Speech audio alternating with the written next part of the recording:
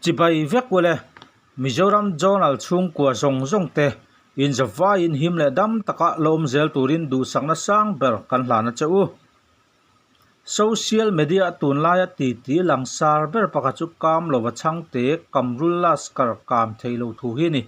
achan enge kan ti chuan leng pui airport na atho lai mek chu achim dur nuwa po achunga action la kan hekin athok chun zom le hal mol mola fachuam en kolna dong ai puwa du sakle zuana dong ang mai ani chuta tribal certificate pani alo nei reng ani ti hriat chuania a tribal certificate chu Mizoram State Scrutiny Committee in INF mek lain INF tu ten thu thu na an siam ma in kam lowa chang te kamrula skar chu Mizoram sarkar hoi class 1 contractor ni na pek ani le tatlat loi boka heian soi a hlo le talai mai ani hi mak ang reng takin me ninga kam lo chang te kamrula skar tribal certificate chu paisa kania ma se chumi ma April ni somni pani sang ni somni pani akhan additional chief secretary to the government of Mizoram JC Ramthanga chairman an hoya class 1 contractor board chuan a tribal certificate a ming kam lo chang te ti nge mai mang chuan class 1 contractor ni na chu pek tura rel fel vek to alo ni mana Mizoram sarkar thu chua notification ero chu kam lo chang te tribal certificate cancel ani nu juni kwa sang ni somni pani khan ti chua ani thung keini ang duang chuang class 1 contractor rules kan che phave hau lova ama ero chu tunlai thil om ziangai to chuang khati takka kamrula skar chanchin a chelama atlang than chiam nuale a tribal certificate po enfia me kanilaya class 1 contractor botin contractor class 2 a emo class 3 a emo po la om ngai reng lo nian soi class 1 a han hlang kai ngal dor tamai hi chu amak mange ti mai lo chu soi tu dang om lo tun lai me se chong kam man wa tak mang ho ve tamai ila amak mai ni lovin arab thak zok ani Ronat fakse na lama chuan soi pial tumna hemi chung changa hian alo lang ve thuaya class 1 contractor 10 an hatho an en dikatangin class 1 a hlan kai tlaka an ngai ti ani class 1 contractor ho hian kam lawa chang te kamrula skar nena an hatho en dika an recommend ngot ani poin mi pui ngai dana chuan amak mange ti bak soi tu dang om chuang lo class 1 contractor rules a hian non tribal da thero ti om lo ani poin kamrula boru pum pui en hian a chelama aming than wanglai taka class 1 contractor hlan kai ani tanol mai hi chu amak tul zokani class 1 contractor le Mizoram sarkar po hi adik adok tholowin an in mong zom thuk hle to zok ani angem additional chief secretary to the government of Mizoram chairman an huya rel ani poin atopa nem het tu chu tu dang ni lovin PWD changtu chief minister anenge ang ti hi arin hlel om lo bok hetiang taka kam lo wachang te kamrula skar akam theimi lo hian ngai tu ati thui tak zeta kumzabi pariana BC hunlaya Israel ram din mun ai ma khan Mizoram din mun hi a cherap thlak zok dai to ani mai o mange ati thei rum hial tamai Mizoram sarkar in class 1 contractor kam lo wachang te kamrula skar ada chung changa Mizopa Huaisen Emlal Manzola IAS retire wal suidani hantar sokela ani chuan athupoya setana point ma atinge yang ti mangin hetiang hian aziaka kamrula changte class 1 contractor kan pu berin ada le ngat hi chu dan le ti phungpa ngai mi ta tanga thi chuan bo chiat nanana sa ten daylight robbery an tiang hian ya setana point ma atinge yang engwanga hetianga tilui ram nge ani angle mizo te hi lei thei vek kan ni ti hi an ton se ta changa an hmu anianga in thlan le hona midang zong ti aya lei huai thei ni chu ti mak muanga in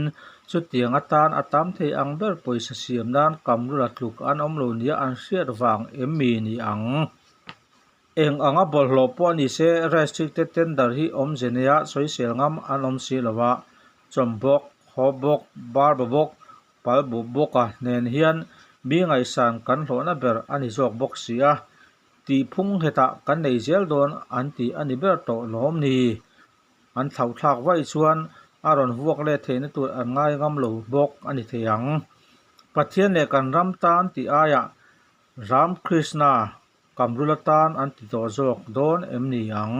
pu emlal manzual hi ton hriat nga tak Mizoram Chief Secretary po lo ni to ani boka thil chin chang chu a hret chiang hle ang tirin om Chief Secretary ani lai khanita se hetianga diklo takati ai chuan Chief Secretary ni na bansan ngal mak pu adu hi lang tirin om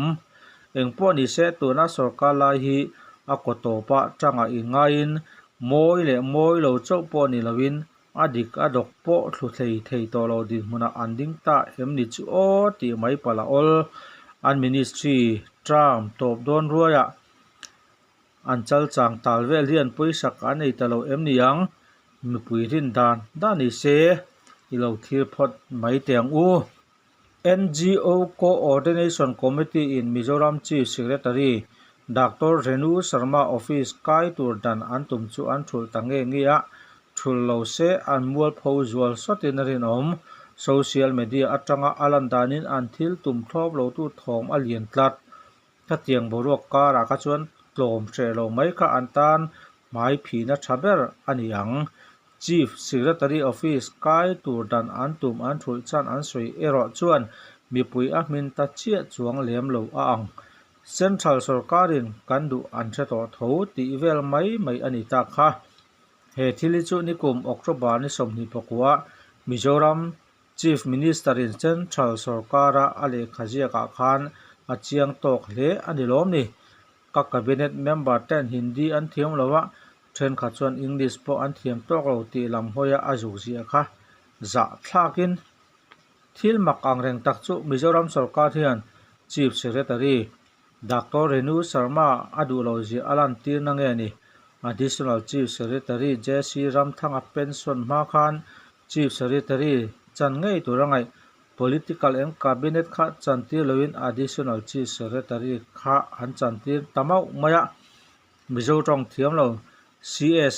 anti ani wang ni ma tuna Additional CS a pension tang nu po hian juninga sang hi somni pania Sarkar tu chu ka chuan political and cabinet chu Chief Secretary Dr. Renu Sharma chanti ta chuang lawin ama aya junior tak ang book kadar promoted IAS kelal thomoi chu chantir anile tamau mai amak dang dai thin mang take Dr. Renu Sharma ang book kadar IAA sa chuan seniority a pangana anime ka aya senior pani Parimal Rai le Manoj Kumar Panda te khu an pension a hun tua an pension to ani phei chuan akmut IAS kadara Dr. Renu Sharma hi seniority a pathum na ani ang kelal thomo chu akmut kadar IAS seniority a za pakhat na ani Mizoram Sarkar in hetianga Chief Secretary Dr. Renu Sharma political and cabinet a chanti lo chani engdang wangma ni lowin Mizo tong thiam lo an ti wanga an hrem na nimo Mizoram Sarkar cabinet thian Mizo tong in emni cabinet meeting minute anjia pu emlal man zola soidan manga ka chuan ni in alang silo Dr. Renu Sharma hi mi mol ani lowa lung oi vak lo chungin angoi mai jok ani em tuna hetianga da tu te hi adin muna hian ding ta jok sela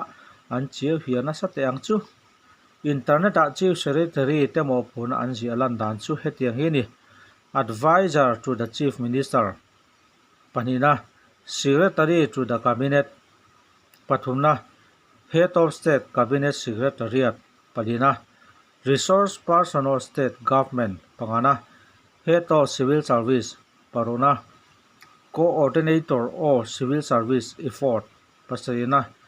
Head of Secretariat Department parina Residual Legati titani heng chanwo sang hi soi jaw tu tam tak om na a soi mana kanin ngai lo mai ang hetiang dia khian state sarkarin an kal le kalo po kan phapok heklo Mizoram Chief Secretary Nimek Dr. Renu Sharma in political and cabinet a chan lo chungchang a hian Mizo IAS officer pension to pakhat thom state ta Chief Secretary lo ni to chu eng ti chiang e ni tangai tia ka zo chuan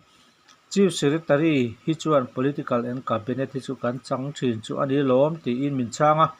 mizu IAS officer state danga Chief Secretary ni to bok tun thenga chu state chuan advisor an laman lai mek nena chuan Chief Secretary hi Secretary to the cabinet ni zel tur an ni em tia ka zona chu ani chuan hetiang hian miron changa ani zel tur ani ti ziana tak chu a om ka hrelo ma se Chief Secretary chu cabinet secretary kan hingal zel chu ni hi cabinet secretary tuna kan ti hi central cabinet secretary ti na hi ani lo ti lo retaila state cabinet secretary ti na ani khoi state ta ma chief secretary appointment order an chuin cabinet secretary ani nga lang ti ongai lova a san pa in cabinet secretary atan appointment order ngai bokin ka hrelo a chan chu chief secretary hi cabinet secretary ani ngal ex officio tura ngai ani tlat wang ani Mizoram ti dan chu fellow tak ani P Renu Sharma office kal tur dan tumna rilru kalpui zel na ni ina langa kha NGO coordination committee thil ti po kha sarkar atanga green signal an mu ti tilang tu ni mai ina lang Mizoram IAS chu chua po khan hetiang thir ka rilru hi kalsan atul thu wa takin anta lang tua avamak zui zel em kamrul episode la hi soimei baka ataka malak tham ani tribal certificate pani alo ko ringot po kha in semna tham sual lian ani sia apetu officer le ala tu hi sem nge tu ni om taka alan laya class 1 contractor a han promo tak tlathi ama khan class 1 contractor ani lo ni chuti ani si chuan khati zo zai contract enting nge a mu bi ti te po hi mi puin kan zot tur ani don lom ni lengpui airport hi tu ten emo pui sa siam nan an hau tlat wang em ni Airport Authority of India AAI India rama airport tha zong siam tu le enkol tu nena hlan kan phalo tlat te pujorom thanga chuan lam emotional sentimental attachment tiang veli chu chuan lam nui za thlak takani hemi principal la kan kalpui don ani chuan state pacheber hian Central Institution le National Highway te po kan nei nang fake tribal certificate nei cancel saka wangin hrem chu soilo compensation atan direct class 1 contractor pek ani emle cabinet secretary chungchang apo hian mizo tong athiam lo hi chuan lam tu ti hria sa nia mizoramin non mizo engmaza chief secretary alo nei to te po khan mizo tong an thiam chuang lawa cabinet secretary an evek tho hei chu angmut ka darin a huam state UT then khat point an tok ve thowa an chief secretary ber sideline nan an hmang chuang lo bok Mizoram in IAS kadar sang ania kan state officer ho ten theile theiluwa mizo tong an thiam hun ma chuan kan kaldan tur ani ri don ani Dr. Renu Sharma chungchang abok ni han ki le lok tiang tuna Central Sarkara Cabinet Secretary Rajiv Gauba IAS 1982 khu kumsani somni bathum October pension tur anianga chuti huna chuan Dr. Renu Sharma hi Central Cabinet Secretary ani lawang ti tunge soithe a om per jingami ani ve tlatto Central Sarkara Cabinet Secretary po lo ni ta sela tuna ri rujim takbo achunga thil ti tu te tiang hi chuan ati ve du mi alawang le ole tuna article ngai nom tak tun lai boruak Mizoram politics kamrul laskar chungchang te chief secretary chungchang te ngai nom tak bengwar thlak tak hlok tak rorum le huaisen tak mai ron jiak tu kha pastor huaisen kan chuan vor reverend chu thuama ani viewer ta ne nangen na kanan je velenge viewer ta jinga kan channel min la subscribe saklo te khan min la subscribe sak ve ngai turin kanan ngen chewa tin kan video upload thar te in lo dona in lo mu ngal zel theda turin notification bell kha betula ola in da don ya